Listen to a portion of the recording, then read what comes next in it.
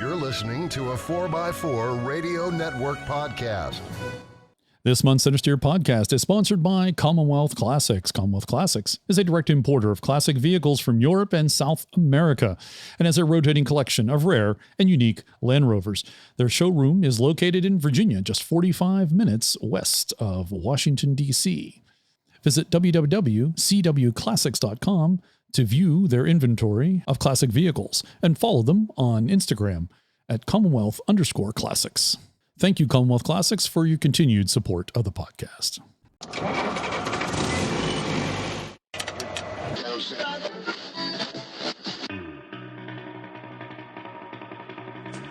The Centresteer Podcast, a Land Rover podcast by Land Rover owners. Welcome to the Centresteer Podcast, podcast number 99 for June 2021. This is the first Land Rover podcast on the planet. Centresteer is a podcast by, for, and about Land Rover owners. I'm your host, John Kostic. Joining me via Zoom, Harold and Dixon. Welcome, gents. Hey. Good day. This is our last time with a 2-digit podcast. It will take 3 digits next time. It will take 3 digits, and it'll take a long time to get through the 3 digits. Morgan is on a little mini vacation, so he's not able to join us this time. He's still in a canoe somewhere, huh? Our guest this month is Rod Corbett. Rod is the coordinator of Oxford in New Zealand. The 16-hour time difference presented a challenge. Thankfully, we were able to work out an agreeable time to talk. You'll hear some scratching sound noise during this talk. It's from the microphone Rod was using.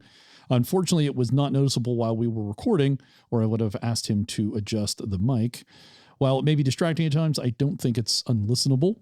And the content, of course, is really interesting and cool. Perhaps if you stood on your head, it would sound better. Next month is our 100th episode. In Land Rover fashion, we'll just crack on with a little bit of fanfare. And welcome to 2 new Land Rover enthusiast podcasts, the Bear Mark Chit Chat and The Wave with Rudolph Dante. Including us, that's 4 active Land Rover podcasts. We've mentioned Rover Talk before, and they just entered their 2nd season. The Green Oval podcast seems to have gone inactive. Their last episode was in July of 2018. So, the more the merrier. Good luck to everybody on your podcast. Don't forget the Underpowered Hour with Ike Goss and the other chap out of California. Oh, that's right. I'd forgotten about that. That's right. So that takes us up to... And then there were 5. As always, thanks for your comments, follows, likes on Facebook, Twitter, Instagram, YouTube, and in email. Be sure to subscribe through whatever means you listen to the podcast to have it automatically delivered when it is posted. You can also get in touch with us by leaving a voicemail through the website. Please consider supporting the show, especially if you have been following Oxford, enjoying our interviews with figures in the Overland and Land Rover community, liking our coverage of most things Land Rover, and that we have posted a new podcast each month for the past 8 years. 8 years and 4 months now. You can be a regular podcast supporter through Patreon, be a one-time supporter through Buy Me a Tea, or show off your support by purchasing a t-shirt or sticker. Visit our website, centresteer.com, for all the details. Patreon supporters, keep an eye on the Patreon page for bonus content.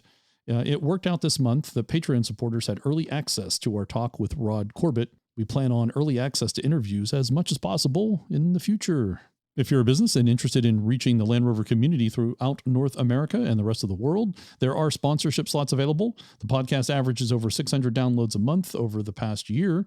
Commonwealth Classics has been a sponsor for the past 2 years and has renewed for another year. Check out Commonwealth Classics at cwclassics.com. Now for the news. JLR pauses production of its Defender 4x4 because of worldwide shortage of microchips. JLR has paused production because of the worldwide shortage of microchips.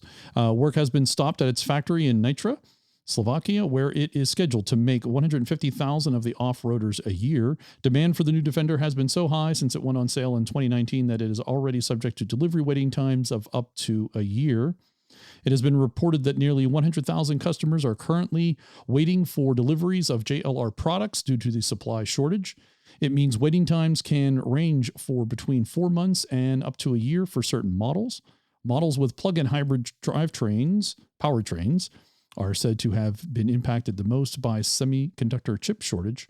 Production is down 7,000 units in the first quarter of 2021 due to chip supply issues, and more than 20,000 orders for the Defender are currently in place. Now, they'd already paused the production of the Disco over the same issue, haven't they? I believe you're right. I believe they had. I wonder how it hits other automakers. one. And two, I wonder if this leads to any regret on the part of JLR for sticking 92 computers into the Defender. It is affecting the rest of the industry. That's definitely the case. I thought there was something here in the article that mentioned that, but I have seen that. I don't know the details. I don't know if everybody has stopped production. Along the same lines, JLR at risk of running out of aluminum. Liberty Aluminum Technologies has confirmed it is participating in last-ditch negotiations with its backers to avoid slipping into administration, what Americans would call bankruptcy, a move that could prove catastrophic for JLR. According to Sky News, Liberty Aluminum Technologies is facing collapse within days if its deal can't be done to save it, with the biggest casualty set to be its main client, JLR. So that story came out on July 23rd. July 23rd or June 23rd? June 23rd. Thank you for the correction. That's actually somewhat ironic because Rover really had to join in with British Motor Corporation to form British Leyland because of Press Steel buying up Fisher, who made bodies and so on, and then Press Steel being acquired by British Motor Corporation, which then led to further consolidation of the industry and so on. And here you have it 50 years later, thereabouts, an issue with making bodies having an impact on the company. And a rather interesting irony in that Land Rover originally conceived of their bodies being aluminum because they had plenty of aluminum and not very much steel. Now it appears to be the other way around. True. And this is only affecting Land Rover, to my knowledge, based on this article. It's a problem with this particular supplier having, I guess, money problems.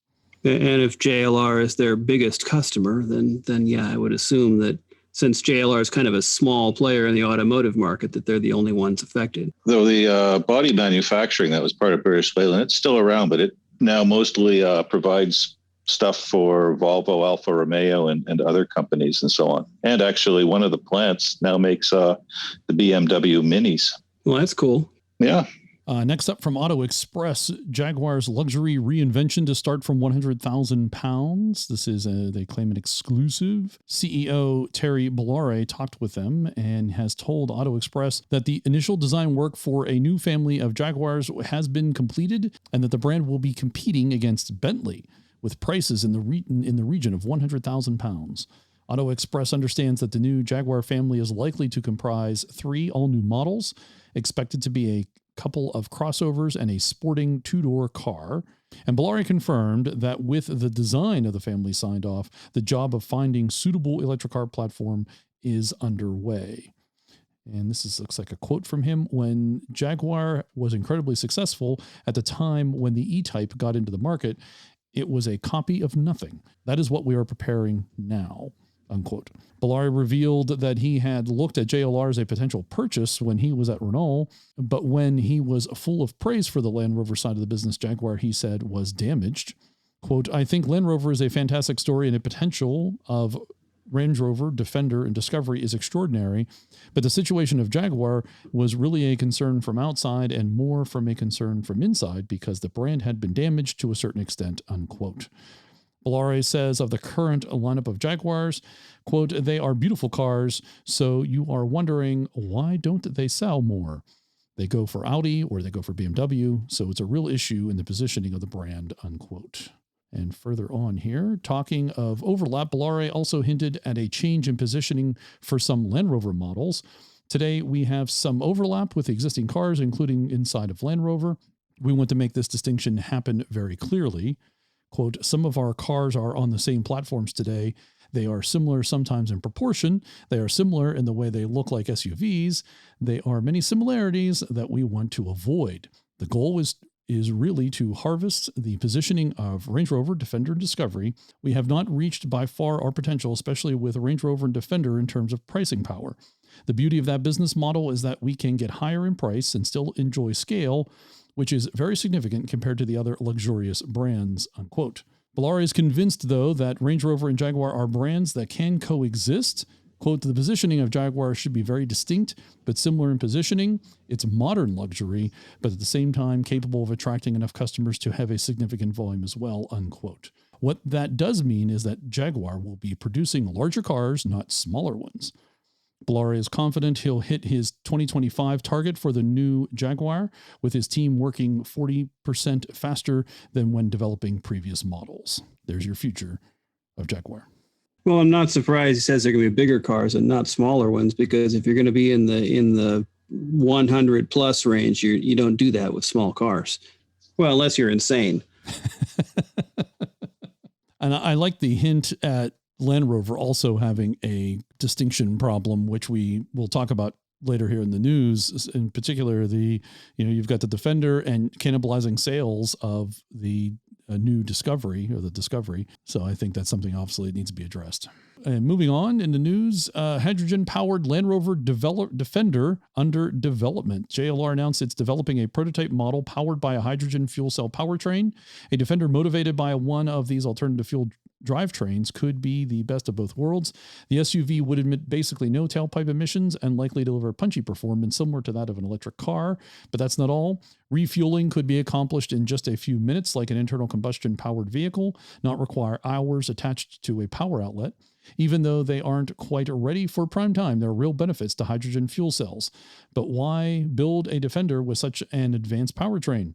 Because JLR has ambitious climate goals. The automaker is gunning to eliminate tailpipe emissions by the year 2036 and across its entire business achieve net zero carbon emissions by 2039.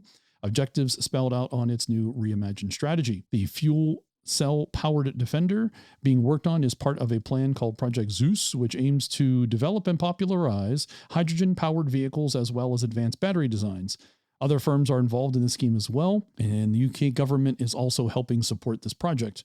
This new Defender with a hydrogen powertrain is actively being worked on right now. In the UK, testing is expected to begin toward the end of 2021, when engineers will verify the vehicle's performance, off-road capability, a critical for any Land Rover, and efficiency. There's no word when a fuel cell-powered Defender might go on sale. That's interesting. Hydrogen, well, my favorite story about hydrogen was a university buddy of mine who bet me that within 10 years we would be driving around in hydrogen vehicles. And here we are. I'm about to do double of nothing for the third time on him because they're just nowhere. Yeah, that technology is not mature yet. But the hydrogen fuel cell is how you make an electric vehicle that's as convenient and usable as the internal combustion vehicle, because you get the range and because you can refill it in a matter of minutes, just like you can a gas tank. Well, you have to refill it, but that means an entire infrastructure to do the refilling. Electric vehicles are here, and we're still going to have huge challenges being able to go and recharge all the EVs that are going to be running around. Right, but I think there's less infrastructure involved in the hydrogen refueling than there is in electric charging stations. Plus, the electric charging stations also need extra generation to power them. Oh, yes. Whereas the hydrogen, distribution is kind of an issue, but I think it's easier to set up than the electric stuff.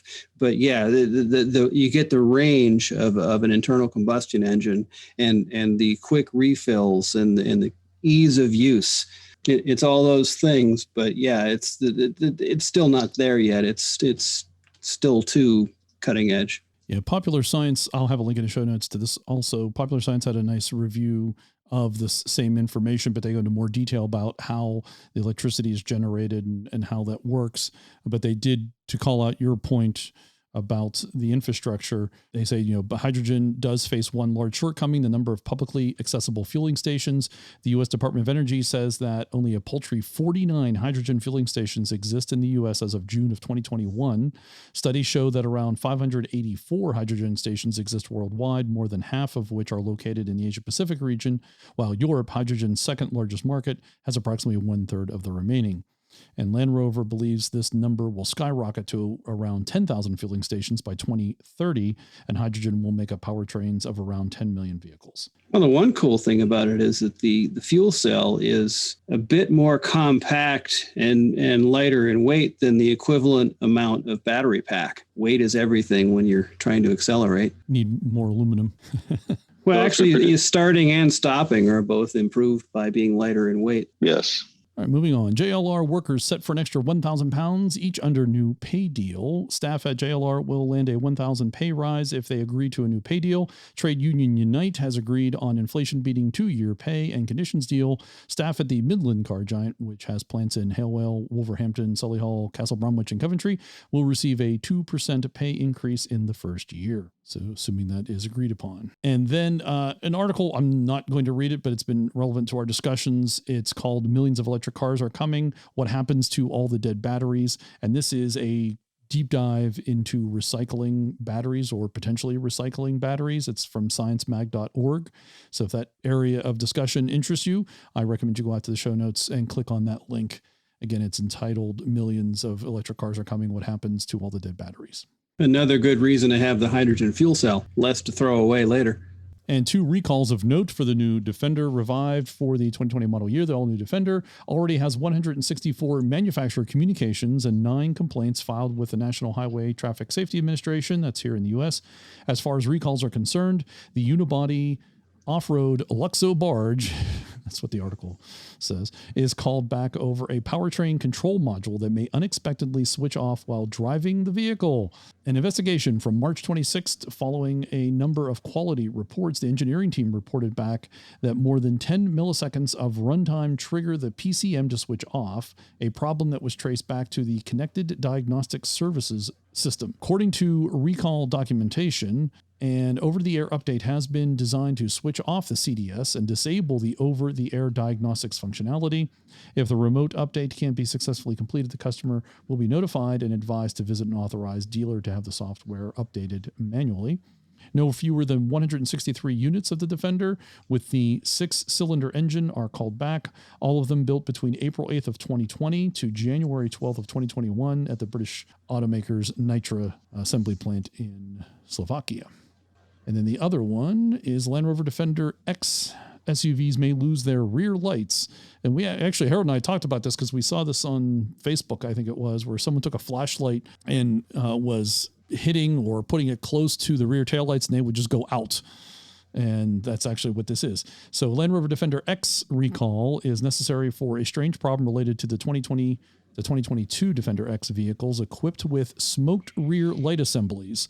Land Rover says if a bright light shines on the rear of the 2,622 Defender X SUVs, the turn signals, tail lights, and brake lights can fail. Land Rover says a bright light that shines on the rear of the SUV can cause a voltage spike, but only on SUVs equipped with smoked rear light covers. The automaker calls the bright light problem a photovoltaic over voltage event. And in the case of turn signals and brake lights, the condition resets without driver intervention, and the turn signals and brake lights will start working again once the bright light is gone. However, the tail lights will go out until the ignition switch is turned off and back on, or by turning the tail light switch on and off. JLR opened an investigation in April 2021 after a report regarding tail lights stopped working when bright lights were angled toward the rear of the Defender X. Land Rover Defender X recall reference number is N598. It's like taking down a jumbo jet with a laser pointer. That's what it seemed like, didn't it? Yeah. That was wild. I saw the on Facebook. I saw the guy do it. He had the flashlight, put it up to the rear, and the thing is, he was like getting so close, he was tapping, and you wondered if it was the tapping of the flashlight to the lights assembly, but apparently it's this high frequency that's doing it. That's a fascinating problem, isn't it? Isn't that wild? And just how do you test for that? Because, they did all this quality control for years, right? And they're running the engine. They're taking it over 16,000 million miles, off-road for years before they release it. And then like somebody takes a flashlight, taps the lights, and out they go. So if you've got a Defender X off-road, the person behind you has a roof rack of Hellas. You've got to tell them not to turn them on. Ooh, yeah, that's a serious shortcoming. Actually, I'm more worried about being on road at night, and then one of these cars with these high discharge lights comes up behind you, gets a little too close, and your lights go out, or they flash their eyes on you or whatever. Yeah. So I wonder if this is going to lead to aftermarket kits to upgrade your LED taillights to incandescent filaments. Well, actually, it sounds like the fix might be just rip off the smoked covered light covers. That might be another immediate fix. Well, the question is whether that makes it better or worse. It would allow the LED elements to absorb more light energy with having the smoke removed, so it might make things worse. Removing the smoke from the lens might release the smoke from the lights. Always a good Lucas connection. That's wonderful. See, the new Defender is in fact very much like the old Defender. It's got these weird things going on, right? Release the smoke. Who says they don't have the lineage? Land Rover CEO welcomes Bronco to burgeoning off-road SUV segment. Joe Eberhardt, president and CEO of Land Rover North America, told Motor Trend in a recent interview, quote, "There are a lot of vehicles now with a rich heritage," unquote. Eberhardt noted that the Bronco is having a positive impact on the off-road SUV segment overall, helping to attract buyers that seek authenticity from their vehicles and heritage brands that are capable of taking them anywhere.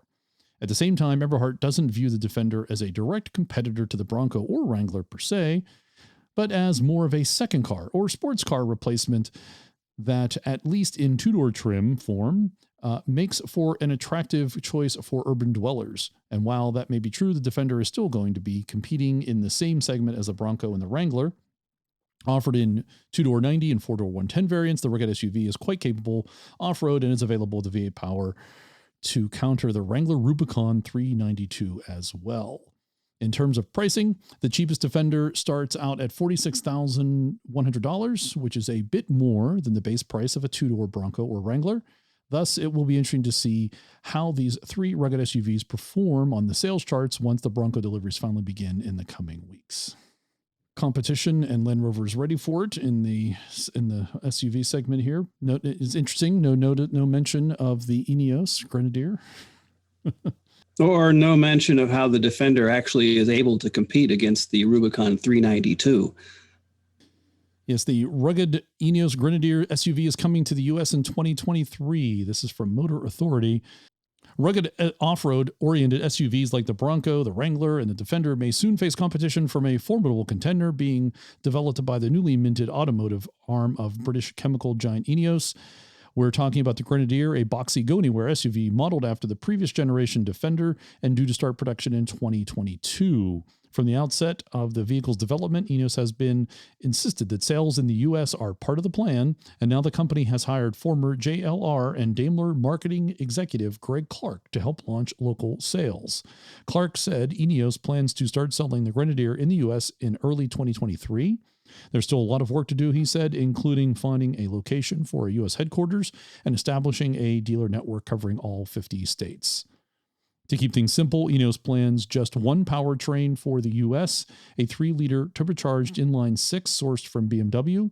It will be mated to an 8-speed automatic and 4-wheel drive system with a 2-speed transfer case. A diesel will be offered in other markets. Further down the track, a pickup body style and possibly even a hydrogen electric powertrain may be offered.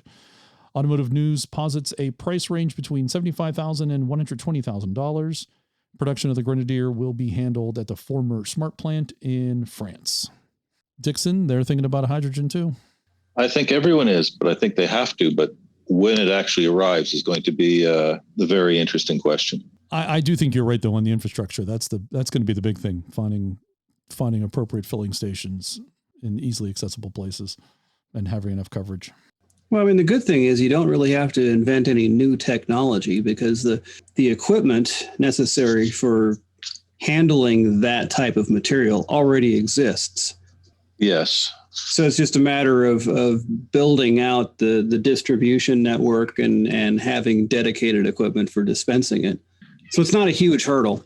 If you get a large manufacturer behind it, I think there's certainly a better chance of it happening in quick form. When you've got two relatively small manufacturers trying to push it, that will take a longer time. Well, but when 2 turns to 3, which turns to 4, suddenly you get a snowball effect, and then it's everybody wants it. Well, it's going to be the hype around it. You know, Tesla's done quite well by setting up their own charging stations to support their own cars, and now others are piling into that market. Moving on, Land Rover already planning next generation Defender. Aside from being an extremely high demand, the Land Rover Defender has done something else, cannibalize sales of the Discovery. To give you a better idea of just how much the Defender is crushing it against its platform mate, a total of 16,963 units were sold in the first quarter of this year. The company can't keep up with demand. The Discovery sold a measly 3,691, making it Land Rover's slowest selling model. Just to remind you the numbers there, the Disco sold 3,700 units and the Defender sold 17,000 units. It doesn't stand a chance at this rate and will take another hit once the long wheelbase Defender with seating for up to 7 passengers hits the market.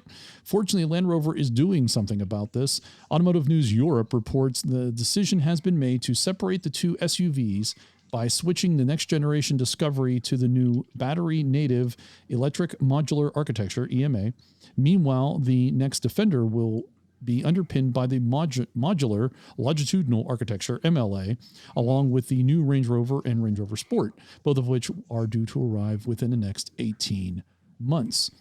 As for the next Discovery, the EMA setup will see it sold as a hybrid and a plug-in hybrid with a 4-cylinder engine or an all-electric model. It could also be even more upscale as an additional way to differentiate it from the Defender, though the automaker will still need to ensure it won't dent Range Rover and Velar sales. Getting the Land Rover brand just right is a must for JLR. Which I think was, what a great sentence. Of course it is. I mean, that's what it would be easier if they didn't have so much proliferation of models. And they keep pushing everything up market. You know, you're pushing the Disco up market, and you're going to now impact Range Rover sales. Where's Range Rover going to go? Further up market? Is it going to compete with Bentley now? Is that the plan? I would not be surprised if that's where they're headed. Maybe. They're moving everything up market. Which means then they're competing with Jag also, since Jag is being rebranded to compete with Bentley. So we need to bring back some cheap Defenders to sort of flesh out the spectrum. You know, there's a certain amount of tradition to all of this because if the Defender is literally cannibalizing Discovery sales, I cannibalize Discoveries every day to keep old Defenders on the road. Well said, sir. Well said.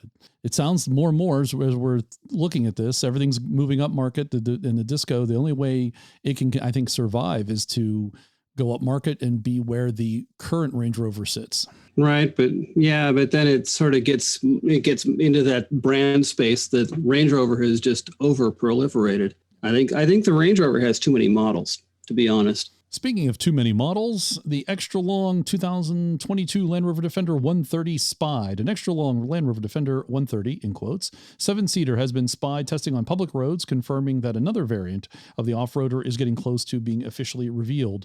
These images, published by Autoblog, show a camouflage-clad Defender that has clearly grown in its rear end, with Land Rover's new 7-seat four-wheel drive to gain a longer rear overhang. Previous reports have indicated that the Defender 130 will gain around 350 millimeters of length over the Defender 110, but will still sit on the same 3,022 millimeter wheelbase.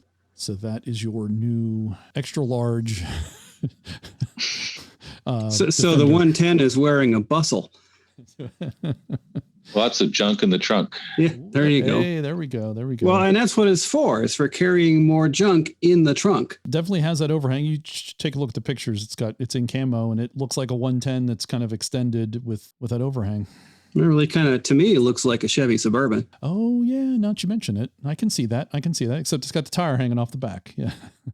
Well, and the pollen sacks if you get the kit. Eventually, when the third or fourth owner takes it off road, it will be very interesting to see how the departure angle works. It should work about as well as a 109 Marshall ambulance. Well, no, you do have the sloped rear. Yeah, it to doesn't help that. Not much. This doesn't. I still have too much overhang.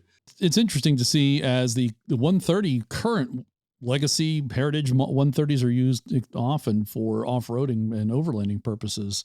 Will that happen with this 130, with the new 130? That's what they come out with, a convertible version where you can start to actually go and do things with them. As long as they stay completely monocoque, you're limiting what we've got a 7-seater bus to replace the Disco 7-seater version. I don't think that's happening, Dixon. Honestly, I think this 130 no soft top. I think this 130 was created for people who want an excuse to ditch their Chevy Suburban and just have an all Land Rover fleet. Also spied on the roads in Germany is the new Range Rover, full-size standard Range Rover. A new generation of Range Rover is on the horizon. The heavily camouflaged example in this spy video is on road near Stuttgart, Germany. The designers are clearly not ready to abandon the two-box angular look from every iteration of the Range Rover. In front, the engineers cover the grille except for a small slit in the center. The headlights appear smaller than on the current model. This one has a lump on the rear section of the roof that's likely a sensor rather than a part of the exterior design. The back has a prominent spoiler on the roof that provides shade for the angled rear window. The lower part of the tailgate has an upright shape with muscular sculpting. The new Range Rover rides on Land Rover's MLA, or the modular longitude architecture. My apologies, architecture is in the MLA. And a larger, long wheelbase version joins the lineup later. The platform uses more aluminum than the current model to cut weight, assuming you can get aluminum. For now. For now, it does. The current info suggests the new Range Rover debuts in late 2021 and goes on sale in 2022. Again, brother, can you spare some aluminum? And does this new Range Rover like replace other ones, or is it just yet another new model of Range Rover? No. This is replacing the current Range Rover. Okay, the current full fat Range Rover. Yes, the okay. OG. What's its model designation? I don't know. I haven't been keeping track of current model designations. I think that's the Range Rover that is just the Range Rover. Yes. The only one that doesn't have an extra name. No, I'm sorry, like model number, like P38 or L663. That's what it was. Oh, yeah, I can't know. I've run out of fingers to count those. And also the 2024 Land Rover Discovery Sport.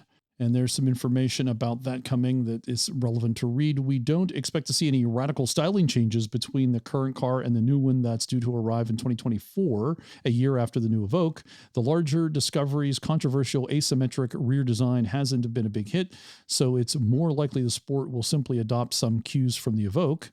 Flush door handles, skinny LED headlights, and a smoother, cleaner look to the front end, probably including a flush grille panel, will be the hallmarks of the new design. Inside, there'll be more room thanks to the EMA platform's flat floor, larger touchscreen, digital instruments, and the latest style of steering wheel seen on the new Defender.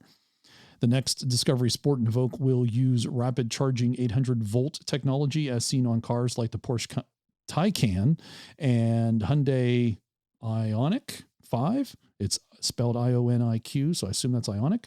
Existing cars using 800-volt tech can add 60 miles of driving range in under 5 minutes, which has huge appeal for drivers still reluctant to move away from the convenience of gasoline power. However, it's possible that the Evoque and the Disco Sport could leapfrog from 800-volt cars. Autocar reports JLR claiming an efficiency rating of 4 to 4.5 miles per kilowatt hour for the EMA platform cars. Most of the current EVs delivering that kind of efficiency are much smaller cars. I think finally, the current Disco Sport starts at $37,800 in the US, £32,430 in the UK. But with JLR's new focus on profit over volume, the EMA car's high technology content, don't be surprised to see the prices grow significantly as both the Evoque and Disco Sport move, guess where? Up market. Well, if you're not going to be a million car company, you might as well move up market and try and get your profits that way. Well, that's the only way you can make more money is to charge more money. Yep. And the 2021 Land Rover Defender 90 first drive, down 2 doors, drives just as great. This is from the drive here in the US. I'll just read a couple relevant points that are specific to the 90. The modern revival of the beloved Defender nameplate also means the erasure of all things that made classic Defenders horrific to own and drive: rickety bodywork, a ratty ride, and breathtakingly slow acceleration. And while classic Defender apologists will insist these are quirks and features and not problematic deterrents, that's what you buy them for.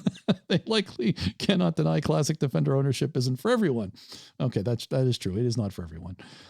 This is so not. No, it's only for the cool people. This is so not the case with the new Defender, as it's easy to drive and enjoy as your run-of-the-mill Toyota Highlander. The Defender 90 loses 10 inches in wheelbase and 17 inches in overall length over the 110. Designers elongated its doors slightly to make second-row ingress and egress easier. Rear passenger legroom, however, remains unchanged, according to JLR's own numbers. But while the 110 comes with 34 cubic feet of cargo volume behind its second row, the 90 cuts that down to 15.6 cubic feet. Your standard Defender 90 P300 now comes with 2-liter turbocharged inline 4-cylinder engine, good for a claimed 296 horsepower and 295 pound-feet of torque. You also get 18-inch wheels, 3D surround camera, cruise control, 10-inch touchscreen, and LED headlights. And as I'm reading this, by the way, this first edition has the canvas roof and this image GIF is on repeat, so I just keep seeing the roof open and close. I'm trying to read. It's a little distracting. Well, that could be a future glitch waiting to happen. Oh yes, the first the edition. The automatic roof is going to keep opening and closing while you drive. The first edition also come with JLR's lovely mid-hybrid turbo and supercharged inline 6, which is just about the smoothest engine the automaker currently produces, making a healthy 395 horsepower and 400 pound-feet of torque. On the highway, the Defender 90 didn't feel wobbly or out of control like Jeep Wranglers tend to do. It was happy to camp out at 70 to 75 miles per hour cruising speed, despite its great height and off-road tune suspension. There's very little play in the steering. For now, a small adjustment in your hands results in a direct wiggle of the front tires. Thanks to its electrically powered supercharger, there's also non-existent turbo lag. The inline 6 delivers gloriously uninterrupted power while making a velvety BMW-ish noise to boot. A JLR spokesperson said the Defender 90 meets all applicable FMVSS criteria. And for those of you wondering about an airbag for the center jump seat passenger, the spokesperson said the front passenger airbag extends to provide protection for the jump seat passenger. There is no separate airbag. So the person in the center seat really needs to huddle up next to the right-hand passenger to be extra safe. Yes. And I think the first edition comes with that canvas roof. So there you go, Dixon. There's your soft top. There's your soft top canvas. Okay, starting to go down that road. Good. I didn't highlight this to read, but here, it's for your purposes, I'll read it. The Defender 90 first edition Land Rover loaned me had a white contrast roof, a folding fabric roof, 20-inch wheels, leather interior. Okay, that's all she mentions about the roof is the folding fabric roof. So a canvas roof and leather interior. That sounds like a recipe for longevity. Especially for leaks. Yeah, exactly. That's what I'm saying. I mean, that's not going to turn moldy in about 3 years. Got to keep the tracks clean. Don't leave them outside. Keep it garaged. And then in some video news, dry ice cleaning Range Rover P38. This is a prep for sale on Bring a Trailer. So I'll link in the show notes, of course, to this video. And I found it interesting. It's 6 minutes. And the description here is beautiful and rare color combo of a 2000 Range Rover HSE P38 show up at our shop for dry ice cleaning. And they're prepping it for sale. So what is dry ice cleaning? Good question. I'm not sure. I haven't seen the video, so I don't know how they are using that term. But I've seen dry ice used to super chill, like undercoating, to where it just cracks and flakes off. So I can't imagine like using dry ice to clean paint and not have it do damaging things. So I'm going to have to watch this video and see what it is they're doing. Maybe I can figure it out. I hope it's true, because I have an ambulance chassis with military undercoating all over the thing, and if that will go and take it off, that will be wonderful. Is your chassis complete, or is it stripped down? Is it a rolling chassis? No, it's just a military chassis proper. It's just a bare it's just a bare chassis. No axles. Oh, cool. No. Throw it on a bonfire. Burn the undercoating off. That'll take care of it. That would go over really well in the middle of a city. Well, go out to a campground and get yourself a big tarp or a blanket and tell them you're practicing your native smoke signals. Take it to a birthday party, go out to Silver Lake and set up a little bonfire and just roll the chassis right over it. Because the easiest way I found to get the stuff off is to get a blowtorch, get it good and hot to where that stuff starts to bubble, and yeah, it does ignite if you're not careful. But then it just scrapes right off, really nice. Well, you're gonna have to definitely check out this video because it's. But the dry ice is probably a good way to do it as well. The dry ice is it literally looks like it's stripping it off. Like there's no, you just use the gun. It looks like, I'm calling it a gun, but it puts it out almost like an air blade, and it just comes straight off. And check it out. It's like cleaning it up. It almost looks factory fresh. Like I said, I have a hard time believing it could do that without damaging the paint. Well, on the undercarriage too. So they're not doing. All right, yeah, that'll clean off that stuff. Yeah, you don't even need a fancy gun. You just sort of find a way to pack the dry ice around it for a few minutes. It shrinks and hardens up, and then it just almost falls off. Yeah, this is a dedicated gun. I guess that's one of the services this company provides. So check that out. That's kind of interesting. And if anybody has any experience, I'm kind of curious to see what folks think of it. Just something I'd not seen before. Or as Harold says, I'll bring the 109 chassis to the possible birthday party in September at Silver Lake and burn it. We'll go the opposite direction instead of dry ice. Well, I mean, either you're filling the sky full of carbon or you're filling the sky full of carbon dioxide. Either way, you're making an environmental impact. Yes. So it could almost be like a funeral pyre for your Land Rover. Except it's be a Phoenix, because then it could be nice and clean and painted and go underneath the 1962. And it's reborn. That's so right. So it would be like a Viking rebirth? Yes, in a sense. Finally, in the news, Oxford in America episode 3 has been released late last month in May. So if you've not seen that, go check out. This is Oxford leaves Pittsburgh and heads west to Minnesota, Montana, Washington State, and Oregon. We'll link in the show notes. If you haven't seen it, go check that out. It's 25 minutes of Oxford and Land Rover goodness. And then you can follow that up by listening to our episodes of the podcast where we talk to the guys from Minnesota, we talk to the guys from Montana, talk to Ike out in Oregon. So yeah, we got all that stuff happening. And that's the news for June 2021.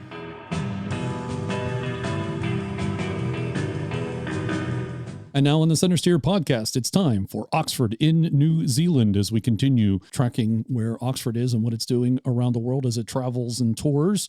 Thanks, of course, to Adam Bennett for sharing Oxford with the world. But joining us from New Zealand is Rod Corbett. Rod, welcome to the show. Thank you. Thanks. Because we have to comment on these things. You're 16 hours in the future for us. Right. Yes, he's talking to us from tomorrow morning. Where exactly in New Zealand are you? We live in Wanaka, which is in the lower part of the South Island in the mountains. Some of your listeners may be familiar with Queenstown, which is quite a tourist centre. We're about an hour away from there. Queenstown has a big lake, Lake Wakatipu, and we have a big lake too, Lake Wanaka. And we're surrounded by mountains, which is great if you enjoy the outdoors, and particularly, it's coming into our winter now, so we'll be skiing in the next few weeks. It sounds like you're maybe in the cooler part of the country. Yeah, definitely. Although Central Otago is like the geographical region. It's a province of New Zealand, and it gets extreme temperatures, very hot in summer, very cold in winter. Very cool. Very cool. Looks like you're in the southern part of the South Island then, right? Almost close to the end.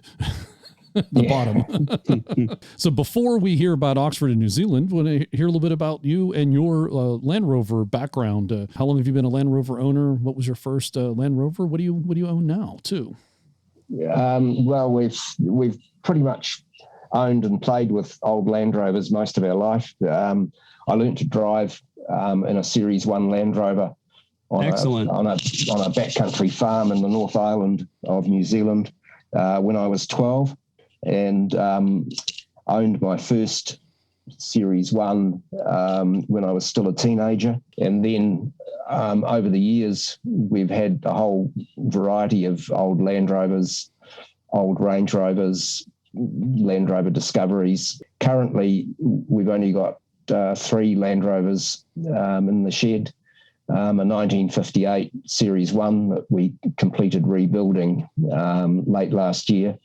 I've got an old classic Range Rover that I've had for many, many years. In fact, I'm only the second owner of it.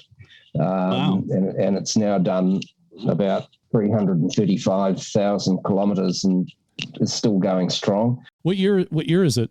It's a 91. Oh, nice. And then I've got an old 96 Disco 300 TDI, which is basically our rough and tumble vehicle, which is significantly modified for off-road, and we use it for search and rescue work down here and various other off-road adventures. We would refer to something like that as the expendable crew member.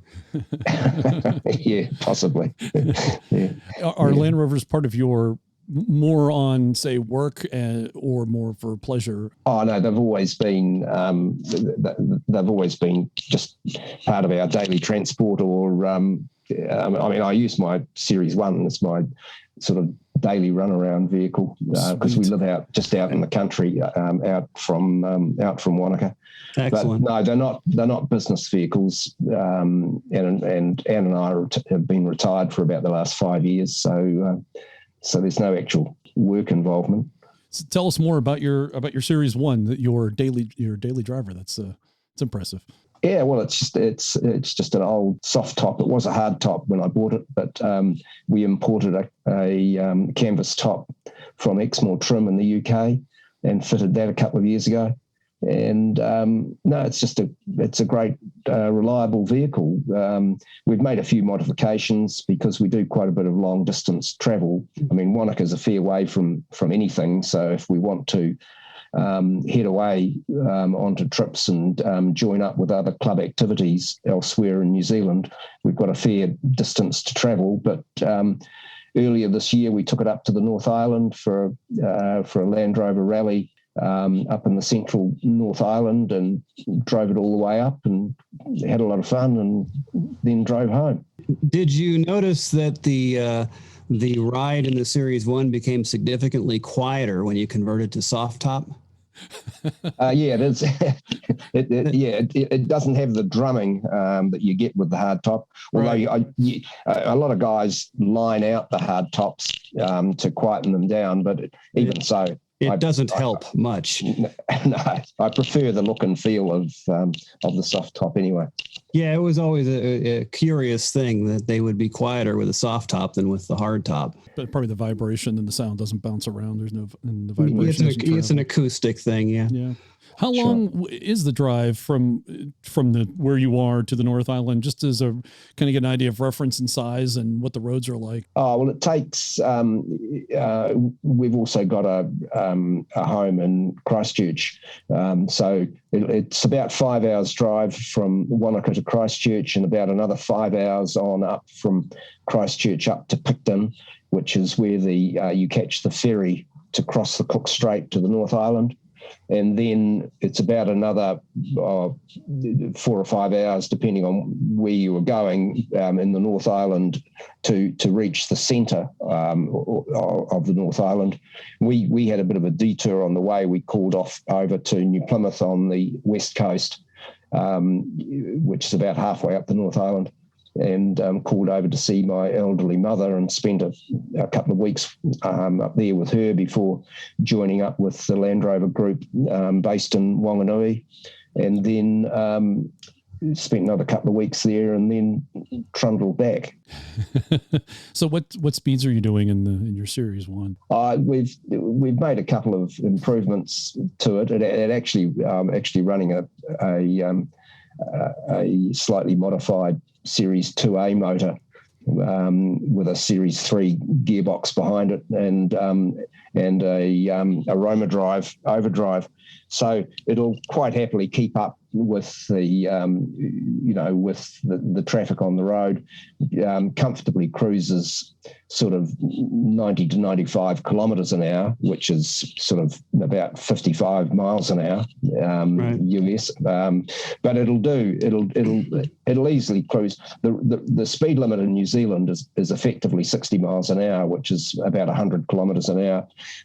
It'll cruise at more than that if you want to, but there's no need, and it just trundles along quite happily. Given the suspension and brakes in a Series 1, I don't think anybody has any business doing more than 100K. Yeah, well, again, I've fitted Series 3 long wheelbase heavy duty drums to it, so it's got the bigger drums. But yes, you're right. But they're bigger, but they're still ancient technology. Yeah, well, I quite like old technology. The good thing about it is that if it breaks, you can fix it. Well, but old technology is one thing. Ancient technology is another. Oh no, it's not. It's okay. We've got far older vehicles than that, dating back to the 1920s. So right on. Yeah. So do you have any modern Land Rovers? Any with? So you said you had a Disco at one point. Do you anything more modern than that? Does one need anything more modern than that? No. We've owned later model Range Rovers, and but to be honest, I'm just as happy with the old technology. As I say, mechanical things I can fix. I'm not that good on electronics, so, and who needs them? Well, and neither was Land Rover, to be honest. So. Do you have any non-Land Rover vehicles?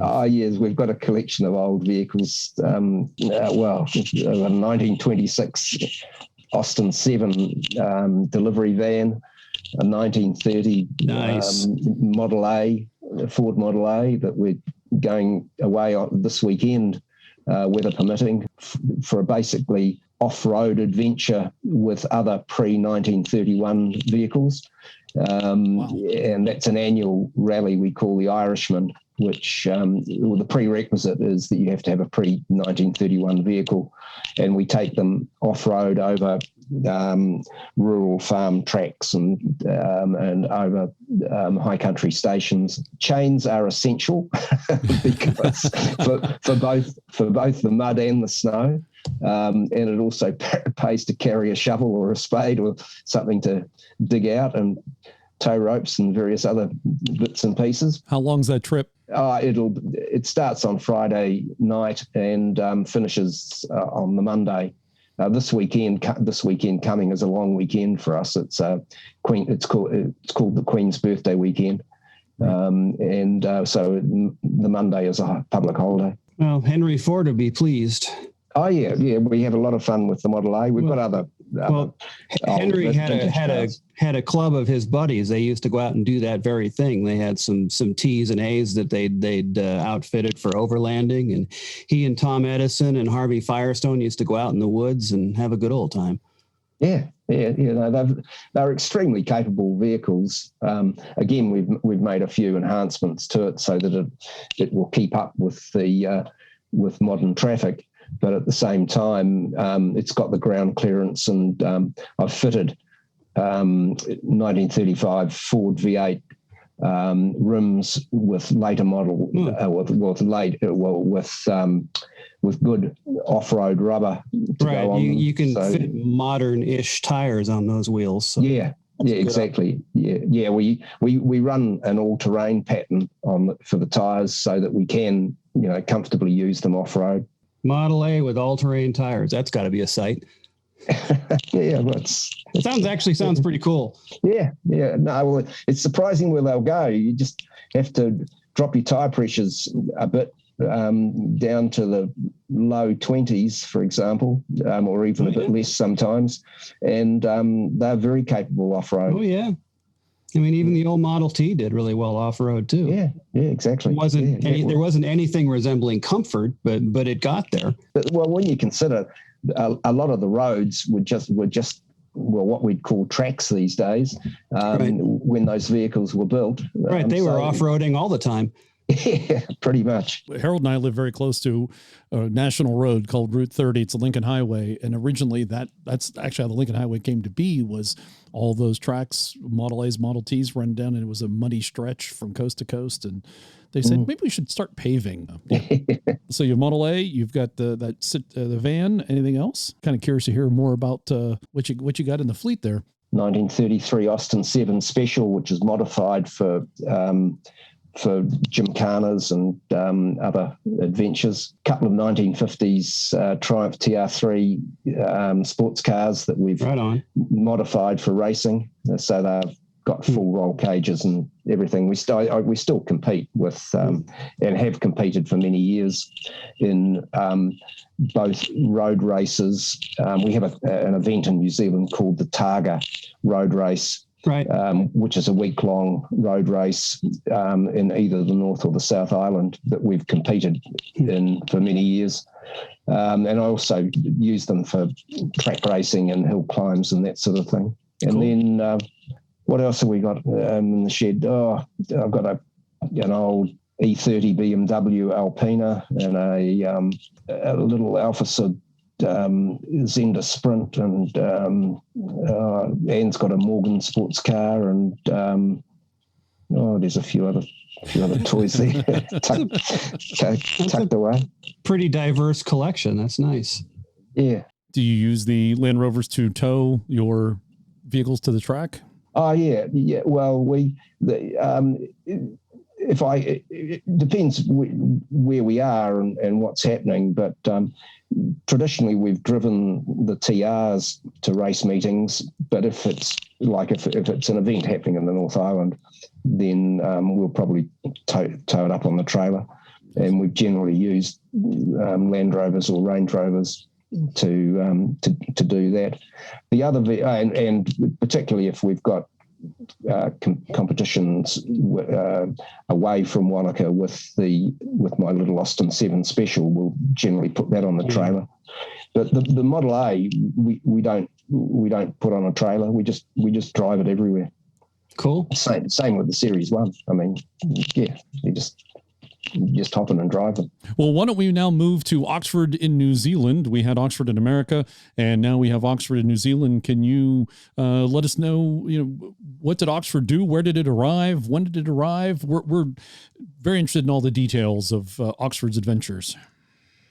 Oh, well, the sort of the background to it was last year while Oxford was in America, I'd been in contact with David Short, who was sort of coordinating activities while Oxford was over there, and talking to Adam Bennett on the phone one night, and just in conversation, I happened to ask him what was happening with Oxford after it had been in the States, and he said that there were no particular plans, and then sort of out of the blue asked if we'd like it in New Zealand. And of course we said, yes, please. That's Adam. Yep, that is Adam. That is Adam. So that which was a hugely generous offer. Anyway, long story short, we once Oxford had finished its adventures in the States in late November, David kindly delivered it to the shipping agent in Linden,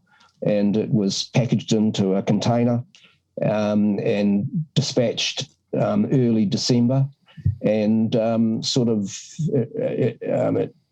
about, I think it was mid-late January, it arrived in New Zealand.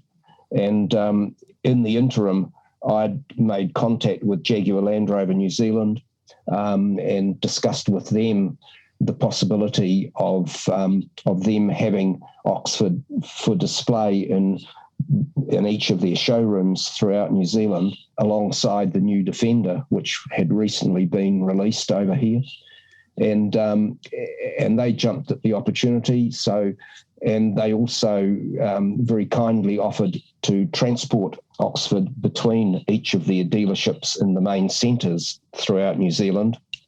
And in return, we were able to use Oxford for Land Rover club activities. We just need, and so I put together a program for Oxford's journey through New Zealand, starting from Auckland, which is the biggest city in New Zealand, which has two JLR dealerships, one on the North Shore and one in Auckland City itself. While it was in Auckland, it did some activities with the Auckland Land Rover Club, and was also in pride of place at the Ellerslie Car Show, which is an annual event, which is like the premier concours event for New Zealand, and that happened in February. And then as it moved from Auckland, it went on to Hamilton to the Jaguar Land Rover dealership there, and went off on a couple of trips locally, including visiting the Cambridge township, which is not that far from Hamilton City itself. And so Oxford went to Cambridge, and then Nice. which we thought was fitting. And then it was delivered down to Wanganui later in February in preparation for the Series 1, the New Zealand Series 1 Land Rover rally based there. And so we had it there for about a week or 10 days. Then it travelled over to the East Coast. Can you tell us more about the Series 1 rally? What happened there? How many? Oh, sure. Yeah. In fact, there's a really good, I don't know if you guys get the Legend magazine, which is the Series 1 Land Rover magazine from the UK. I'm holding up a copy of the. Oh yeah, I don't think I know about that. The magazine. If you haven't seen that, well, you need to be a member of the Series 1, the UK-based Series 1 Land Rover Club, to receive the magazine. But they put the magazine out 6 times a year, so we get a copy every couple of months. But there's an excellent write-up there. So it was essentially a weekend event, which was organised by Philip Avery and his wife. And what happens each year is that a group of Series 1 owners get together in different parts of New Zealand, usually in the North Island, but not always. And then, and so about 30 or 40 of us got together up there, and we generally plan off-road trips that we can do together. So on the Saturday and the Sunday, we had some great off-road adventures while we were there. It's exclusively for Series 1 Land Rovers. 30 or 40 of you. That's a lot of Series 1s in one place. It was a good number. At least in this country, that would be a lot. That would, yes. Okay. Yeah. No, there are still quite a few Series 1s in New Zealand, that's for sure. As we found out when we came down to Wanaka. But anyway, after Wanganui, Oxford went over to the east coast of the North Island to Napier, where it was displayed at the Jaguar Land Rover dealer. And while it was there, it had an off-road adventure. There had been a big weekend trip called the Hareworth four-wheel drive fundraiser, which was not exclusively for Land Rovers, but they always have several Land Rovers there. But unfortunately, a combination of a recent COVID outbreak and also the weather meant that the actual safari didn't go ahead, but a group of Land Rover enthusiasts got together. So Oxford had some fun in the hills over that weekend. And following that, Oxford was transported down to Wellington. It was displayed there and went out with the Wellington Land Rover group. From there, it was transported or went on the ferry from Wellington across to Picton and then transported down to Christchurch. While it was there, it was displayed at the local dealership, who had also come on board to be a major supporter for us for our big WANAKA event that I was organising. And also the Canterbury Land Rover Club are a pretty enthusiastic group, of which I've been a member for many years.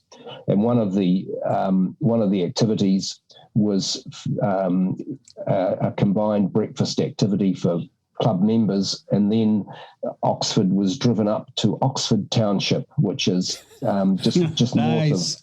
north of Christchurch. So Oxford went to Oxford, having gone to Cambridge in the North Island. It went to Oxford in the South Island. Truly the Oxford and Cambridge expedition. Yeah, very much so. Yeah, nice.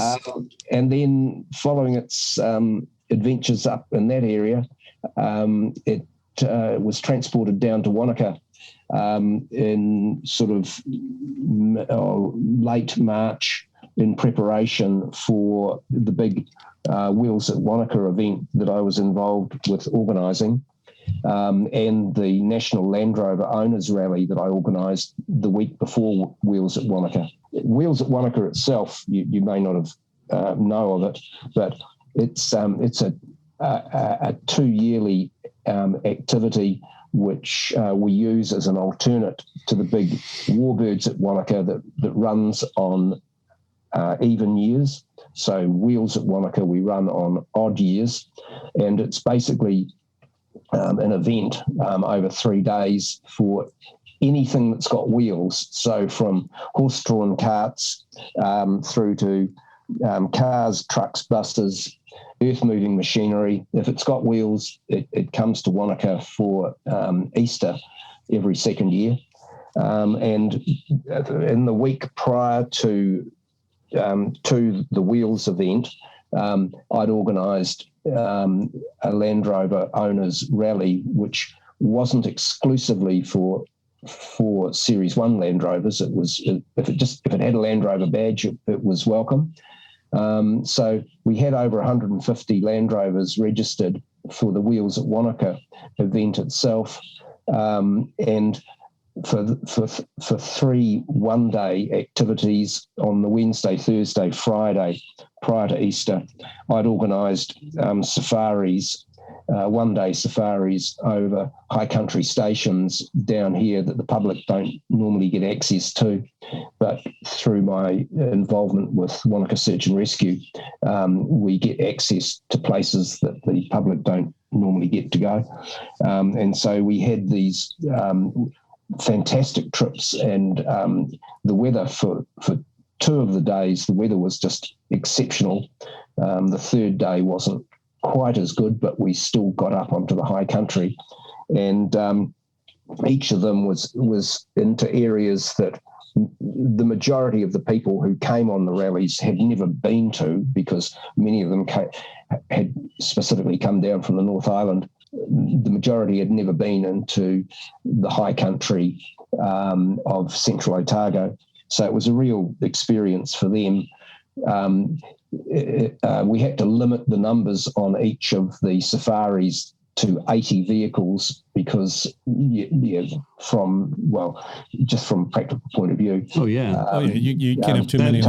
That still sounds too many, but wow, that's impressive. You get that many and have to start cutting them off. Yeah, well, it was. There was huge enthusiasm for the whole thing. We also made a nominal charge for each of the vehicles, and as a fundraiser for Wanaka Search and Rescue. So we raised $4,500 for Search and Rescue, which was much appreciated.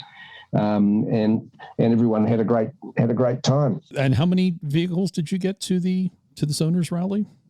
Oh, well, we had 80 on each of the safaris, okay. And then for the actual Wheels at Wanaka event over the Easter weekend itself on the Saturday and Sunday, we had about 150 Land Rovers there. And you got all makes and models come out of all makes and models from 1948 Series 1s through to the very latest 2021 Defenders. And we had a huge number of Series 1s, 2s and 3s. In fact, of the 150 that were registered or turned up, I think about 80 of them were Series 1s, 2s or 3s. Nice. Nice. So over half were Series 1s, 2s and 3s. So it was a good opportunity for the series owners to get their vehicle out for a good activity. Yeah. Absolutely. It's impressive that they're in the majority too. I like that.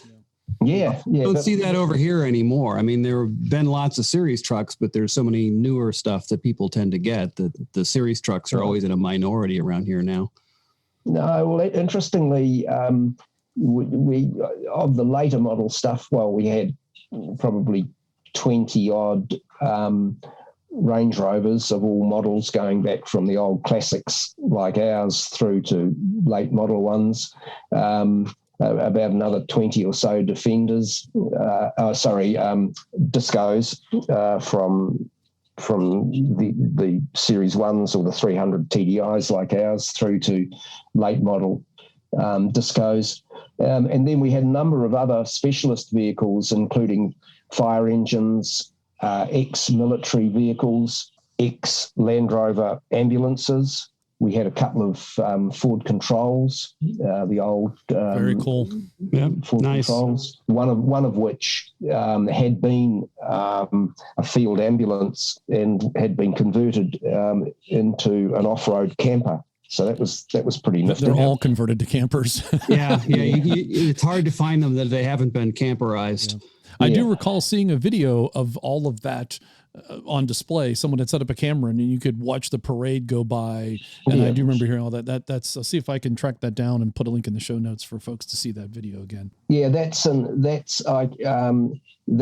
in our first overland expedition to New Zealand in the Facebook page. Each of the parades each day, because Land Rover were the feature vehicle make for the whole Wheels at Wanaka event, it meant that the Land Rovers led by Oxford led into the parade first parade of the morning, first parade of the afternoon. So that would make Oxford the grand marshal of the parade then?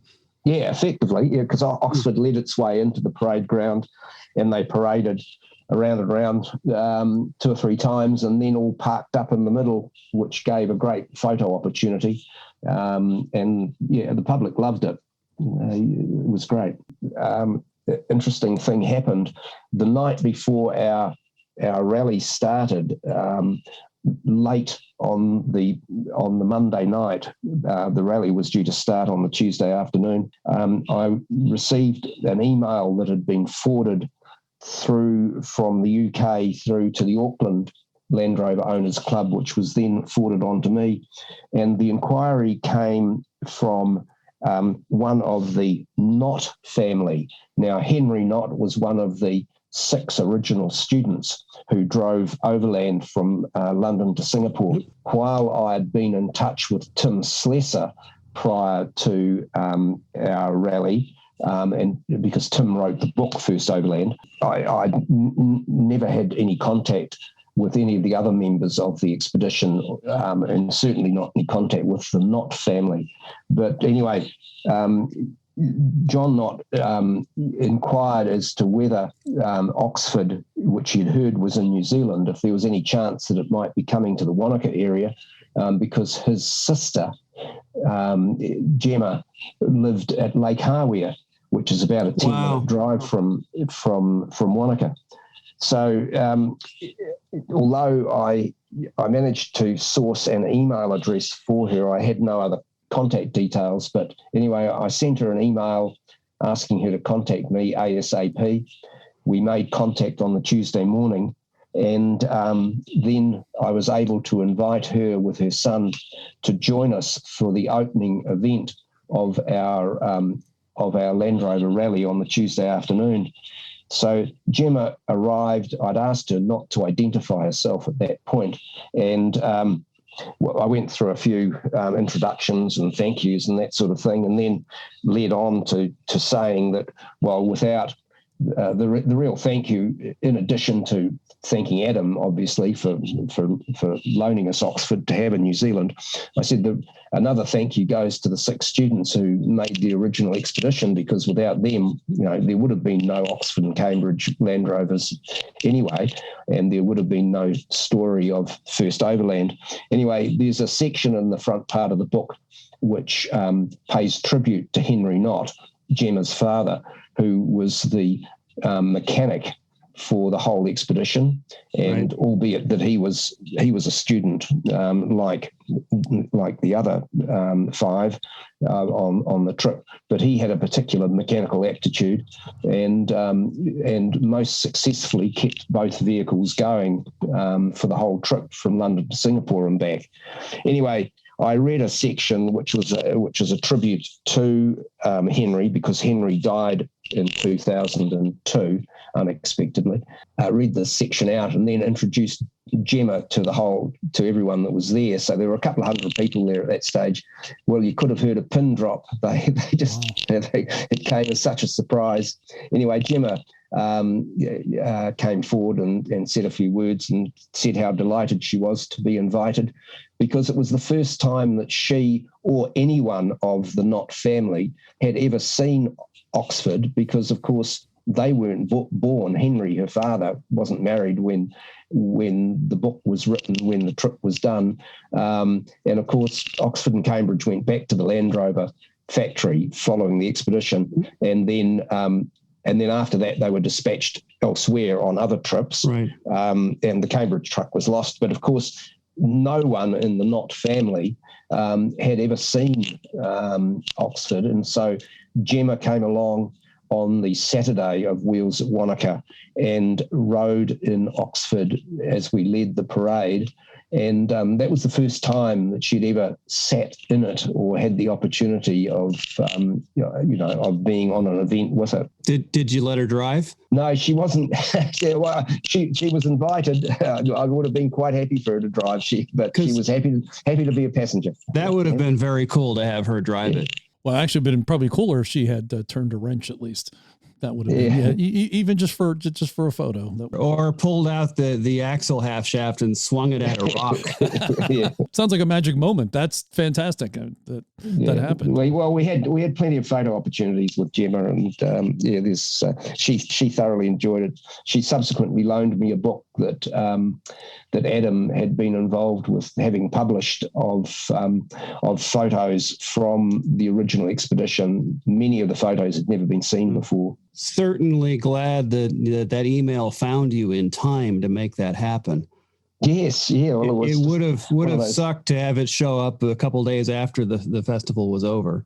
Indeed, yes, it was great. The special power of Oxford, right? Yeah, well, actually, unbeknown to us, Gemma has lived in this local area for close on 20 years, so which is just amazing. And have you kept up with the communication since?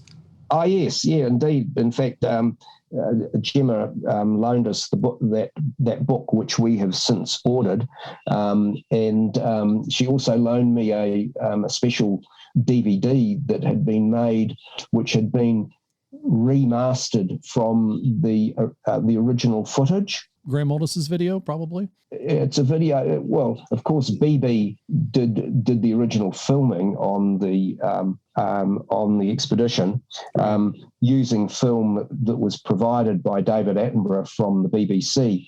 Interestingly enough, the footage was only ever shown in black and white in the UK following the expedition, but the film that David Attenborough gave to the guys doing the trip was actually in colour. And so they were, once they'd discovered it in the archives where it had been stored safely for many years, they remastered it. And so, and now I've since seen that. Gemma loaned it to me. And that was done by incredible. That was done by a gentleman named Graham Aldis. We've had him on our show, actually. Great. We've watched that video countless times now. Have you seen his second one? He's done a second DVD about the finding of Oxford and the bringing it back and the restoring. Oh yes, yeah. I've seen that. I think that's on YouTube. Yes. Okay. Or excerpts from it are on YouTube. Yeah. Anyway, moving on. After Wanaka, Oxford was transported down to Dunedin, where it was displayed there at Jaguar Land Rover, and then the Land Rover enthusiasts group from Dunedin took it out for a weekend's activities, and from there it was transported up to Christchurch, and it's currently in storage. I've got a storage facility up in Christchurch where Oxford is safely parked up at the moment. We've got just a little bit of work to do on it in preparation for it going to Australia, because that's the next part of the journey. In fact, through a couple of other contacts and people that Adam Bennett knows, I've made contact with a chap, Neil Dudley, who's the East Coast Australia rep for the Series 1 Land Rover Club, or the UK club, who produced the Legend magazine.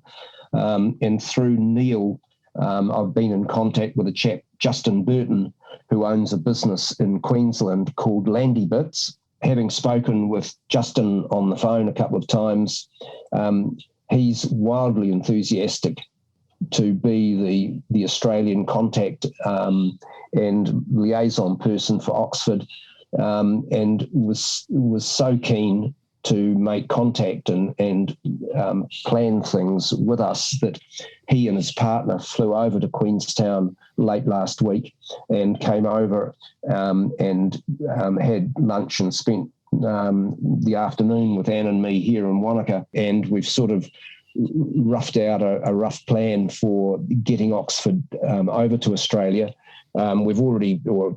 Justin has already made application for Oxford to be imported into Australia. I've been in contact with a shipping agent. So the plan is that Oxford will probably be shipped to Australia either late this month or early July on a roll-on, roll-off from Littleton, which is the port for Christchurch, and will be shipped over to Brisbane, and where Justin will meet it. And from there, he'll take it back to his Landy Bits display centre, and then he's going to liaise with the various Land Rover owner groups over in Australia to formulate a plan for activities over there. For a tour of Australia. Yeah. Adam's very keen for Oxford to spend some time in Australia.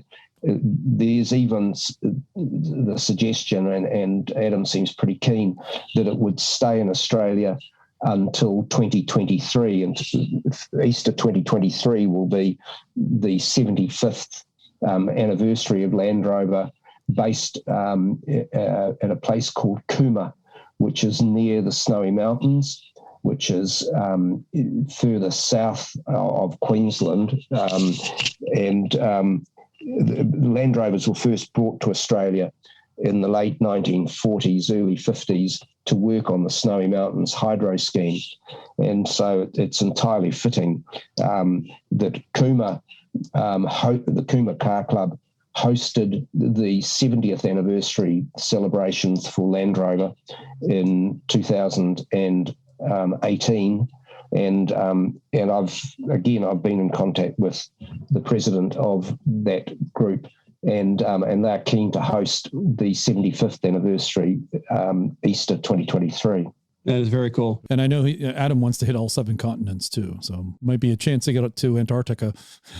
Yeah, well, who knows? It's currently as close as it's going to be. So I have some specific questions for you regarding Oxford in New Zealand.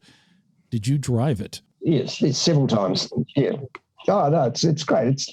It's just like an old Series 1 Land Rover. Well, yeah, if you own and drive a Series 1 as your daily driver, it's kind of not that big a thrill other than the historical significance of Oxford. It's just like another one. Did you stand out of the hatch? Sure. Yeah, of course. That's good. No, these are, of course you did. These are Harold and I did the same thing. We had to stand. We had to stand out of the hatch and get a photo. And I had to do that pretty quickly on. It was more important to stand out the hatch than it was to drive it. And what about breakdowns or trouble? Did Oxford give you a lot of mechanical or breakdown trouble?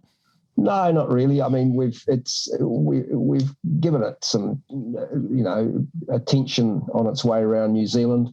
Philip Avery had the chance to just check things over and make sure it was running okay before the Wanganui rally. And then once we got it down here to Wanaka, we did a few things. Kevin Eismung, a friend of mine from the North Island, from Auckland, who was actively involved with organising for Oxford both to come to New Zealand and for its for activities while it's been here.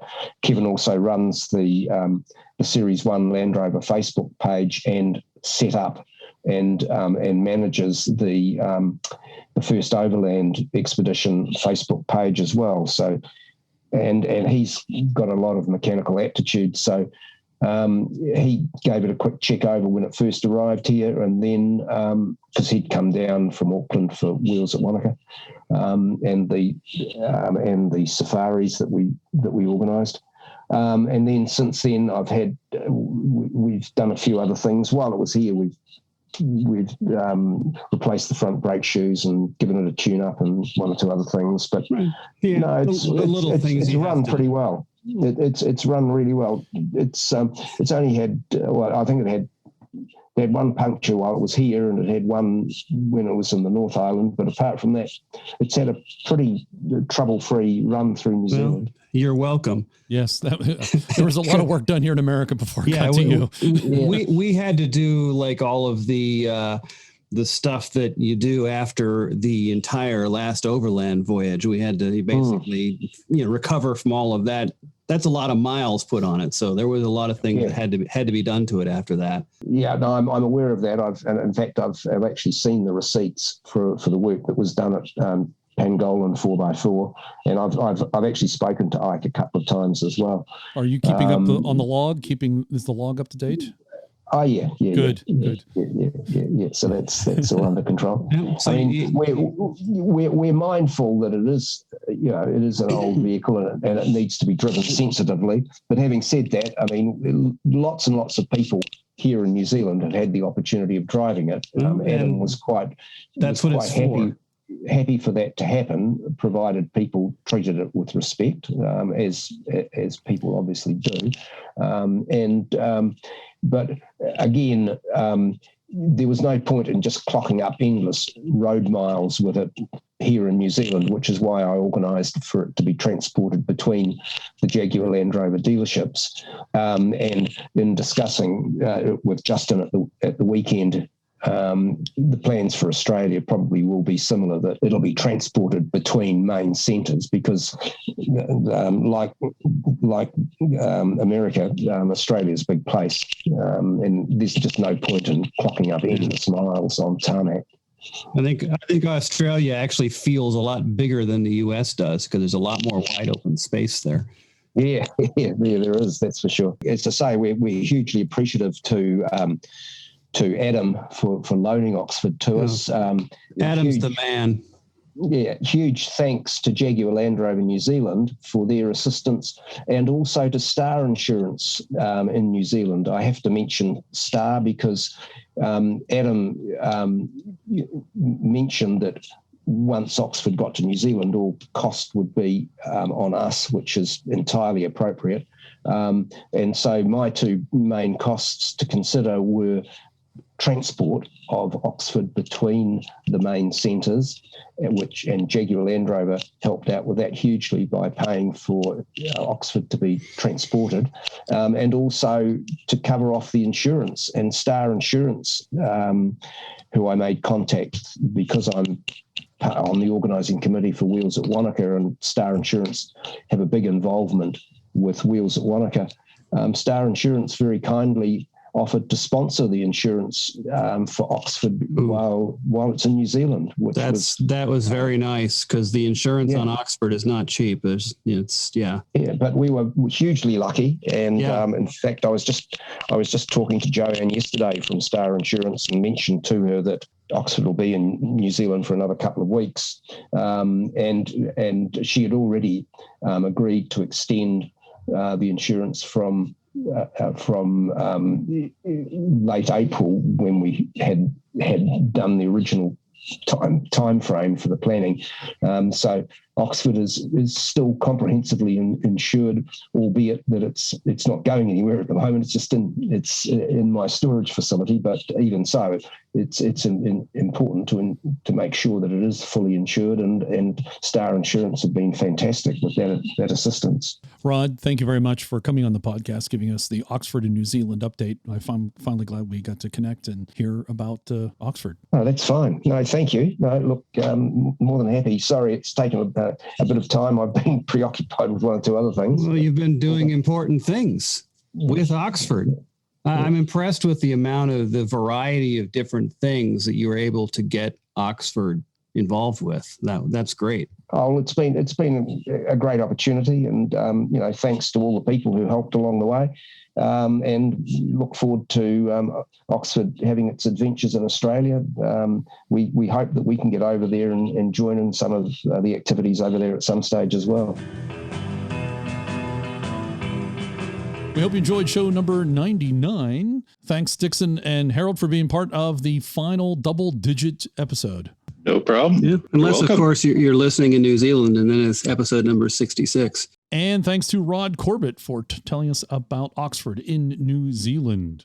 The show notes have links to both the Wheels at WANAKA parade and the Series 1 Club of New Zealand, their WANAGUA, I think I said that right, drive featuring Oxford. You want to check those both out. That's there's more Land Rover goodness, Oxford goodness for you. And also to the One True Pax for his continued production support.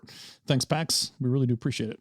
We're part of the 4x4 Radio Network, and I invite you to check out the other 4x4 related shows at 4x4radionetwork.com. Visit our website, centersteer.com. That's center spelled in the British way. To listen to previous shows and for show notes, which have links to stories discussed in today's podcast. If you're listening to the podcast on our website, download a podcast app and subscribe to have the show automatically delivered to you. We post a new podcast at the end of every month, as we have for the last, 8 years, 4 months? Something like that. You can connect with us on YouTube, Facebook, Twitter, Instagram, email, and voicemail. You can directly support the show at patreon.com/centersteer, where we will now try to have some bonus content for our Patreon listeners. You can buy a t-shirt, sticker, or buy us a tea. And continued thanks to Bob for buying us more brown water. We appreciate that. You can click on store on the menu of our webpage for all the details. Thank you for listening. We'd love to hear from you and what you're up to in your Land Rover. Click on voicemail on the website and let us know. Next voicemail will receive a Centersteer t-shirt. Until next time, I ask you to share the show with one other Land Rover enthusiast. And you may now resume your important things.